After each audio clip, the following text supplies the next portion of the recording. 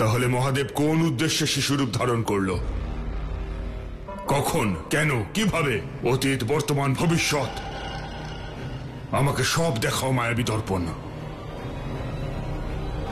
আমি তপস্যায় বসার পরে কি কি ঘটেছে আমাকে সব জানাও।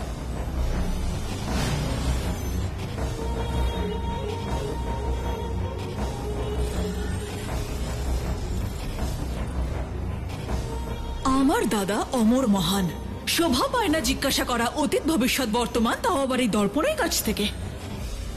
পেয়েছি আমি এমন বুদ্ধি যা দেবে তোমাকে এই দর্পণ থেকে মুক্তি।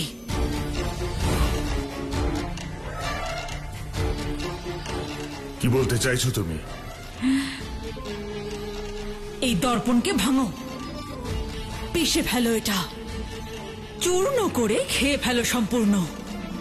তারপর এই দর্পণের শক্তি হবে তোমার মধ্যে সমাহিত, অতীত ভবিষ্যৎ বর্তমান হবে তোমার সম্মুখে জলের মতো প্রবাহিত। কেমন লাগলো আমার বুদ্ধি? বলো, ভাঙবো এটাকে আমি? দাঁড়াও, তুমি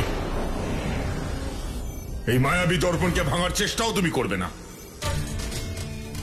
কি হয়েছে দাদা অমর মহান? কেন বাধা দিলে তুমি ভাঙতে এই দর্পণ? যদি এই মায়াবী দর্পণ তুমি ভেঙে দাও তাহলে এর সমস্ত ক্ষমতা নষ্ট হয়ে যাবে এবং এর সকল বৈশিষ্ট্য হারিয়ে যাবে। ভুল হয়ে গেছে আমার দাদা, আমি তো এটা ভাবিনি। এর জন্যই বলি তুমি তোমার বুদ্ধি লাগিও না। আমি মহাসতী অনসূয়া ত্রিদেবকে নিজের সন্তান রূপে ধারণ করার প্রতিজ্ঞা করলাম। এবার মহাসতী অনসূয়াকে একটা পরীক্ষা দিতেই হবে। এর মধ্যে আমি যে শর্ত রেখেছি, যদি মহাদেব সেটা মেনে নেন তাহলে আমি কৈলাসে ফিরে আসব। আমরা তখনই ভোজন করব দেবী, যখন আপনি আমাদের নির্বাণ ভিক্ষা দেবেন। যদি আমি আমার মন, আমার ধর্ম আর আমার কর্ম দ্বারা পতিব্রতা হই, তাহলে আপনারা ত্রিদেব অবোধ শিশু হয়ে যান, অবোধ শিশু হয়ে যান, শিশু হয়ে যান।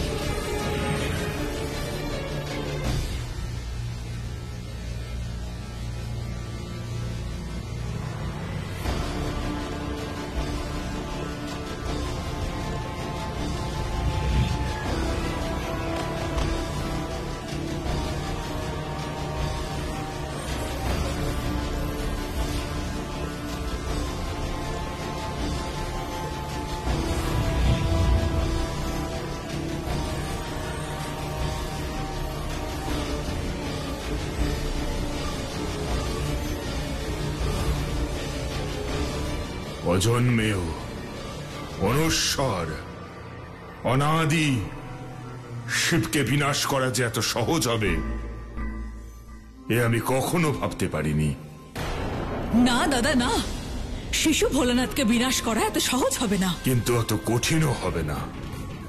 দেখলে না মায়াবী দর্পণ কি বলল?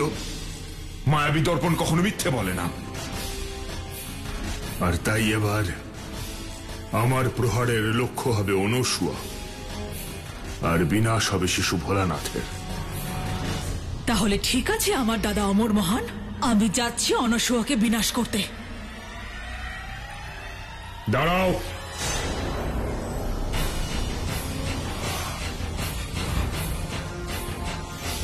কি হয়েছে দাদা অমর মহান? অনসূয়াকে বিনাশ করতে আমায় বাধা দিলে কেন? কারণ ওকে বিনাশ করা তো সহজ হবে না। এটা তুমি কেন বুঝছো না? ও কোনো সামান্য নারী নয়, নিজের তপবলে ও ত্রিদেবকে শিশু বানিয়েছে, সাক্ষাৎ ত্রিদেবকে। তাই আমাদের প্রতিটি পদক্ষেপ মেপে ফেলতে হবে। বুঝতে পেরেছো? বুঝতে পেরেছি।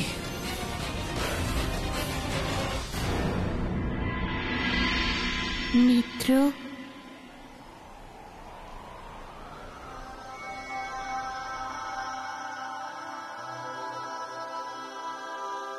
মিত্র, আপনি এখানে কেন এসেছেন? স্নান করতে এসেছি। বাহ, কি অদ্ভুত সংযোগ। আমি আর মূঢ় স্নান করতে এসেছি। সারা গায়ে ছাই মেখেছি, তাই স্বচ্ছ হওয়ার জন্য জল দিয়ে তো স্নান করতেই হবে, না হলে মা ক্রুদ্ধ হবেন।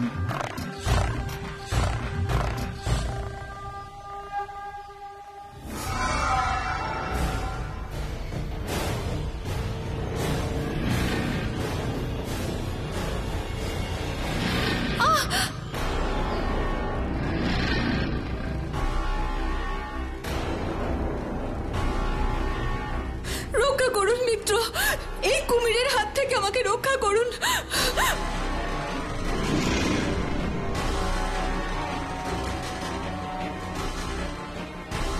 মিত্র শিব, নতুন মিত্র সংকটে, ত্রিশূলকে আদেশ দাও যাতে কুমিরকে বধ করে নতুন মিত্রকে রক্ষা করে।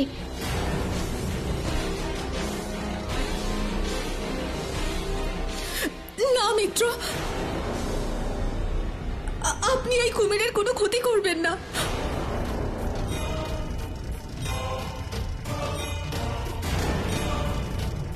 আপনি নিজে সংকটে আছেন মিত্র, তা সত্ত্বেও আপনি ওকে বধ করতে বারণ করছেন, কিন্তু কেন? কারণ আমি চাই না যে আমার জন্য আপনি কোনো প্রাণী হত্যা করুন। আপনার প্রাণ সংকট হতে পারে মিত্র। এই সংকটের একটাই উপায় মিত্র, আমি এই কুমিরের কাছে আমার শেষ ইচ্ছে হিসেবে একটি প্রতিশ্রুতি চাই। হয়তো ও আমাকে মুক্ত করে দেবে। আপনি অবশ্যই তাই করুন মিত্র, আমিও ওনাকে অনুরোধ করব। এই সময় তো আমার একটাই ইচ্ছে যে আপনি আমার সাথে শিবরাত্রিতে কৈলাসে চলুন। আপনি কথা দিলে তবেই আমি এই কুমিরের কাছে আমার শেষ ইচ্ছে প্রকাশ করব।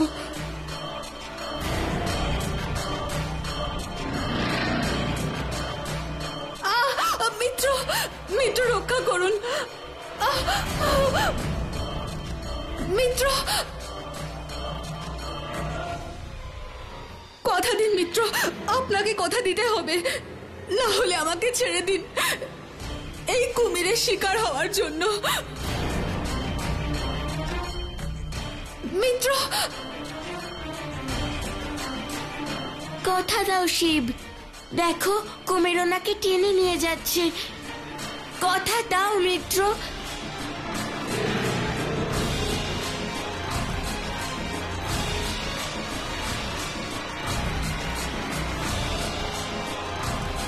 কথা দিন মিত্র, মহাশিবরাত্রির দিন আমার সাথে কৈলাসে যাবেন। কথা দিন, না হলে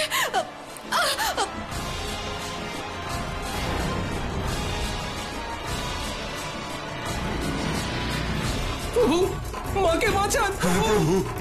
কি ভাবছো মিত্র, কথা দিয়ে দাও। কথা দিন মিত্র।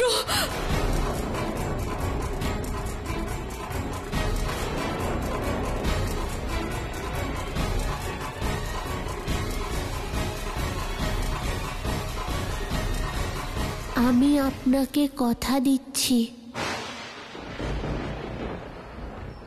আমি আপনার সাথে যাব কৈলাসে মহাশিবরাত্রির দিন।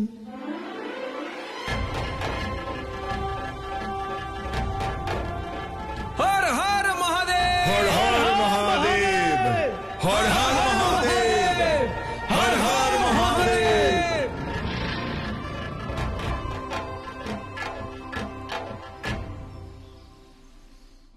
মা, প্রভু আসছেন, আপনি প্রস্তুত তো?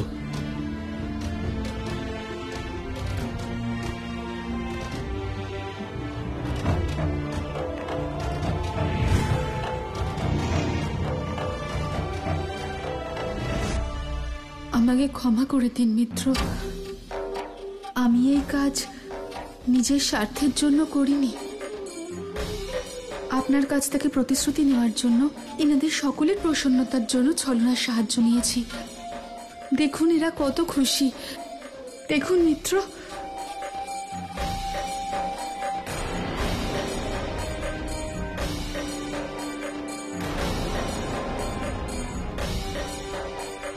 এ সত্য প্রভু, পবিত্র মহাশিবরাত্রির দিনে কৈলাস আপনাকে ছাড়া শূন্য। এ যে আমরা সহ্য করতে পারিনি প্রভু, তাই আমরা এই সব কিছু করেছি যাতে আপনি কৈলাসে আসেন।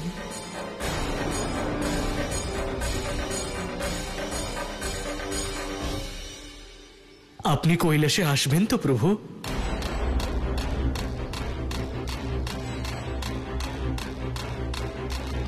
প্রভু বলুন, আপনি আপনার কথা রাখবেন তো?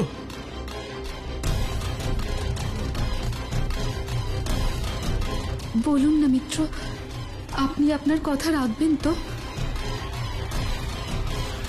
কথা রাখতে পারবে না। আমাদের মা আমার মিত্র শিবকে কখনোই এর অনুমতি দেবেন না।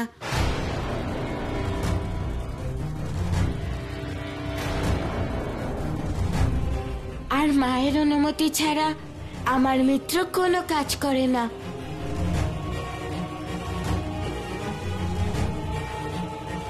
মাকে যে কোনো প্রকারে আমায় রাজি করাতে হবে, কারণ আমি কথা দিয়ে দিয়েছি। আমার মা আমায় শিখিয়েছেন যে কাউকে যদি কথা দেওয়া হয় তাহলে তা প্রাণ দিয়েও পালন করা উচিত। আমি কৈলাসে যাব মিত্র মহাশিবরাত্রির দিন।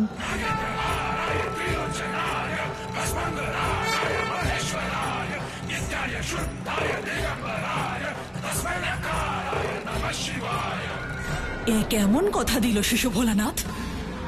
কৈলাসে শিশু ভোলানাথের আগমন মহাশিবরাত্রির আরম্ভ, নাকি আমার দাদার কালরাত্রির অশুভারম্ভ? যদি শিশু ভোলানাথ কৈলাসে যায় তাহলে নিজের বাস্তবিক রূপে চলে আসবে, আর যদি বাস্তবিক রূপে আসে তাহলে আমার দাদার অমরত্বের ওপর কাল হয়ে দাঁড়াবে। না, আমায় ওকে আটকাতে হবে, আটকাতেই হবে আমায়।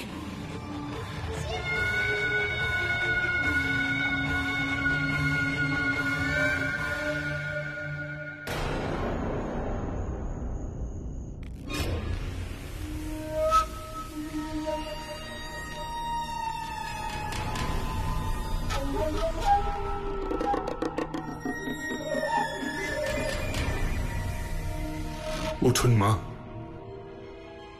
আপনার ভোজনের সময় হয়েছে।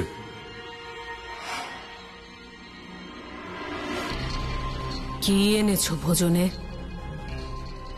আপনার সকল প্রিয় ব্যঞ্জন এনেছি।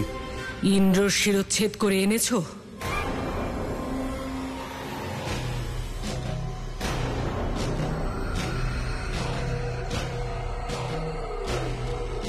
কই আমাকে দেখাও দেখি।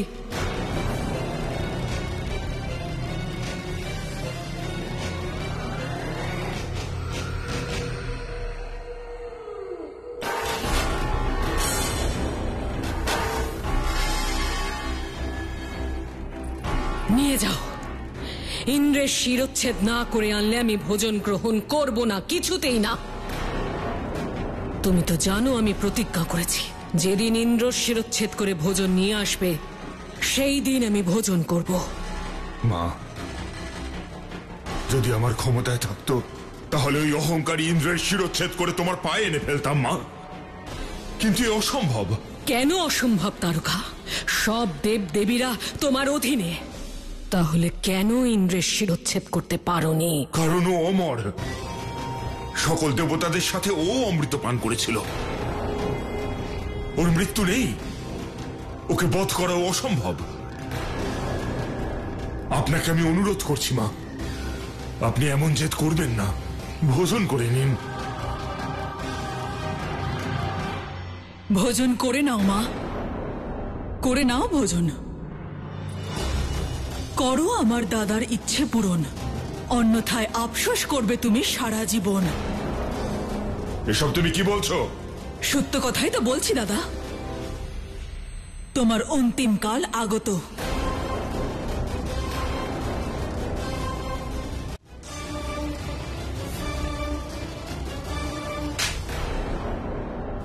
ব্যাস, আর একটাও কথা নয়।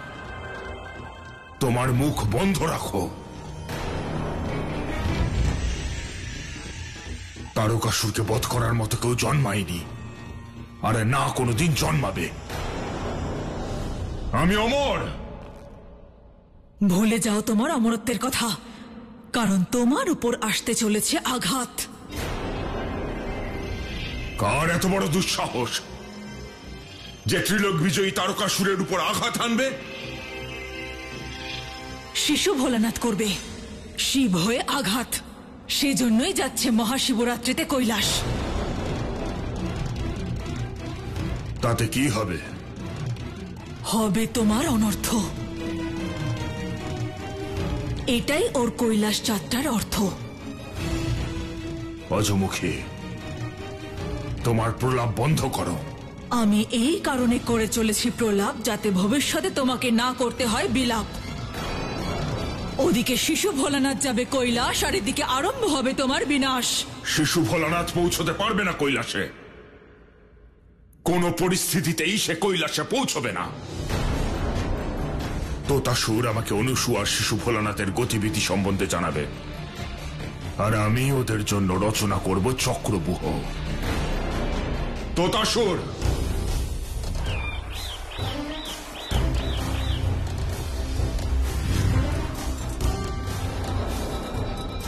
তোতাসুর, যাও অনুসূয়ার শিশু ভোলানাথের উপর নজর রাখো, আর ওদের প্রত্যেক গতিবিধি সম্পর্কে আমায় জানাও, যাতে সঠিক সময় এলেই আমি ওদের দুজনকে উচিত শিক্ষা দিতে পারি। যথা আজ্ঞা অসুররাজ।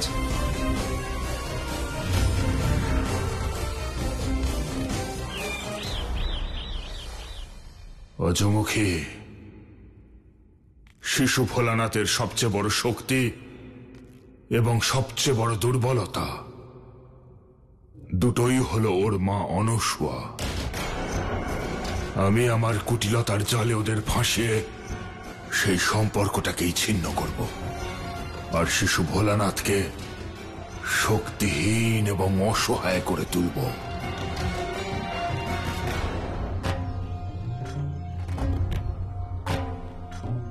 মিত্র, এখানে তো কেউ নেই, একেবারে নির্জন। আমরা আবার ভুল জায়গায় আসিনি তো? না মূর্খ, এরকম হতেই পারে না।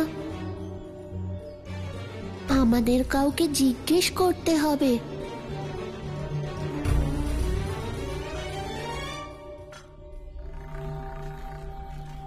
শুনুন, হ্যাঁ বলুন। আপনারা এই গ্রামেই বসবাস করেন তো? হ্যাঁ বলুন না। আমরা এখানে গোপালক মহিলার কাছে গোপালনের শিক্ষা নিতে এসেছি, কিন্তু এখানে তো কেউ নেই।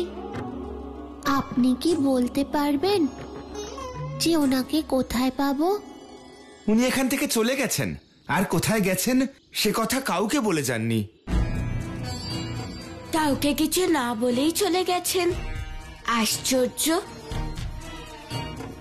কবে গেছেন? কতদিন আগে? কিছুদিন আগে। আপনাদের বহুমূল্য সময় আর আমাদের সংবাদ দেওয়ার জন্য আপনাদের অসংখ্য ধন্যবাদ।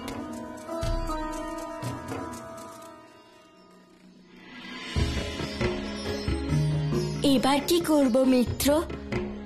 আমাদের গিয়ে মাকে এই সংবাদ দিতে হবে মূর্খ। হ্যাঁ, চলো মিত্র। চলো মূর্খ।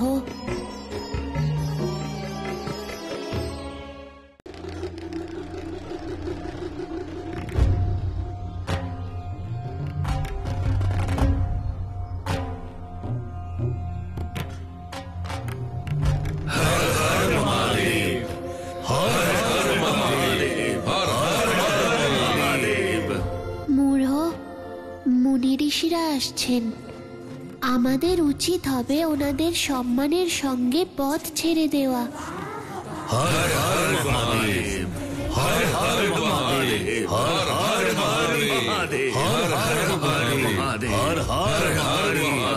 আপনাদের প্রণাম জানাই।